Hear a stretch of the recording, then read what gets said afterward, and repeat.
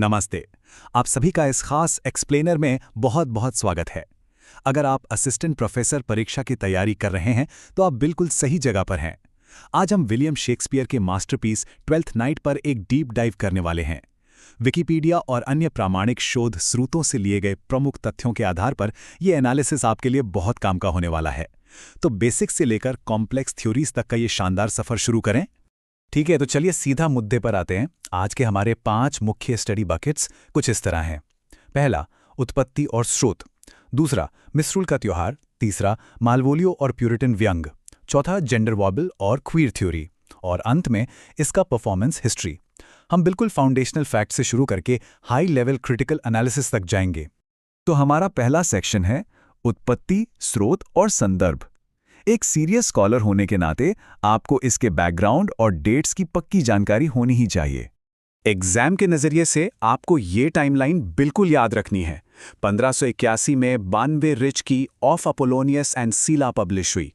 फिर 1601 का वो दिलचस्प वाकया जब इतालवी राजनयिक Duke of Orsino white hall आए थे। आपको क्या लगता है, नाटक के ड्यूक ऑर्सिनो का नाम कहां से आया? जी हां, बिल्कुल यहीं से। इसके बाद 2 फरवरी 1602 को कैंडलमास के मौके पर मिडिल टेम्पल हॉल में इसका प्रीमियर हुआ, जिसे जॉन मैनिंगहैम ने बाकायदा अपनी डायरी में नोट किया था। और फाइनली 1623 में इसका फर्स्ट फोलियो सामने आया। अब जरा शेक्सपियर की क्रिएटिविटी देखिए। उन्होंने बानबे रिच, मार्टियो बांडेलो और रोमन प्लेराइट प्लूटस के आइडियाज को सिर्फ कॉपी नहीं किया। दरअसल उन्होंने इतालवी और रोमन कहानियों का एक ढांचा लिया और उसमें इंग्लैंड के त्योहारों वाला वो अनोखा जादुई चाम भर दिया। एक तरह से उन्होंने पुरानी कहानियों में एक नई जान फूंक दी। आगे बढ़ते हैं हमारे दूसरे सेक्शन पर, द फेस्टिवल ऑफ मिसरूल। इसके बिना हम इस प्ले के कल्चरल कॉन्टेक्स्ट को समझ ही नहीं सकते। इस 19वीं सदी की तस्वीर की उथल-पुथल को देखिए। ट्वेल्थ नाइट या फीस्ट ऑफ एपिफेनी असल में एक ऐसा समय था जब सब कुछ, लिटरली सब कुछ, टॉपसी टर्वी यानी उलट-पुलट हो जाता था। इसे कार्निवालेसक रिवर्सल कहते हैं। मतलब लॉर्ड ऑफ मिसरूल का राज आ गया, सामाजिक नियम टूट गए और समाज का निचला तबका कुछ समय के लिए ही सही लेकिन सत्ता में आ गया। इस पूरे नाटक की एनर्जी इसी बैकग्राउंड से आती है। लेकिन ये सिर्फ हंसी ठिठौली नहीं है। सर टोबी बेल्च का ये डायलॉग देखिए, dost thou think because thou art virtuous there shall be no more cakes and ale.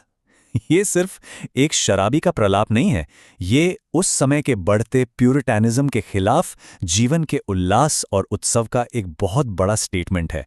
ये लाइन उन लोगों पर सीधा निशाना है जो खुशियों और जश्न के सख्त खिलाफ थे।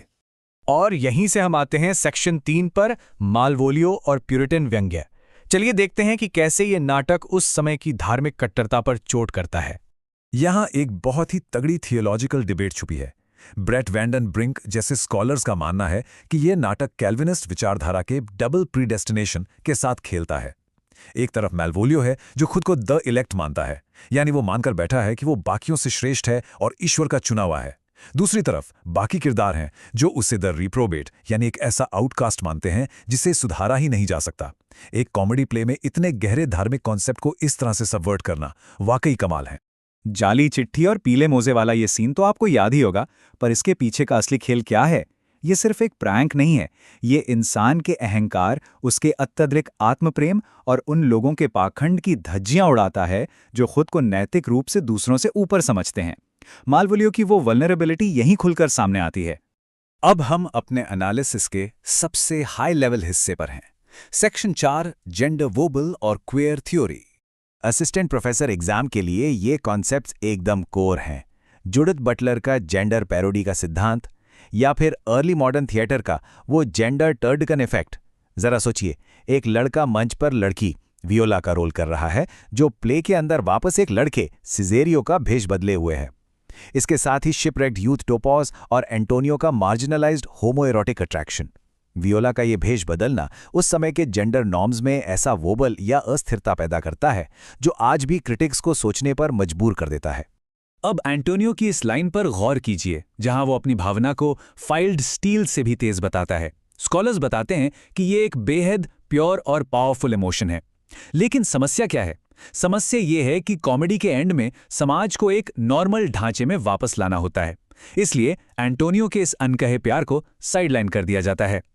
ये हमें बताता है कि इलीरिया की वो जो सबको साथ लेकर चलने वाली दुनिया थी ना, उसकी भी अपनी कुछ सीमाएं थीं। चलिए, अब अपने आखिरी और 5वें सेक्शन पर आते हैं, इसका उल्लेखनीय प्रदर्शन इतिहास। इन दो अलग अलग विजुअल्स को देखिए। एक तरफ वो पुराना शोर शराबे वाला क्लासिक जश्न है और दूसरी तरफ ये मॉडर्न प्लेफुल सा जेस्टर हेड। ये कंट्रास्ट इस प्ले की जान है। ये दिखाता है कि कैसे ये नाटक अपने समय की जड़ों से जुड़ा होने के बावजूद आज के दौर में भी आइडेंटिटी और फन को एक्सप्लोर करने के लिए पूरी तरह से प्रासंगिक है। मंचन के इतिहास पे नजर डालें तो कुछ प्रोडक्शंस बिल्कुल गेम चेंजर रहे हैं। 1984 का गुथरी थिएटर का वो सर्कस वाला अंदाज, या फिर प्रोपेलर कंपनी का सभी मेल एक्टर्स वाला प्रोडक्शन।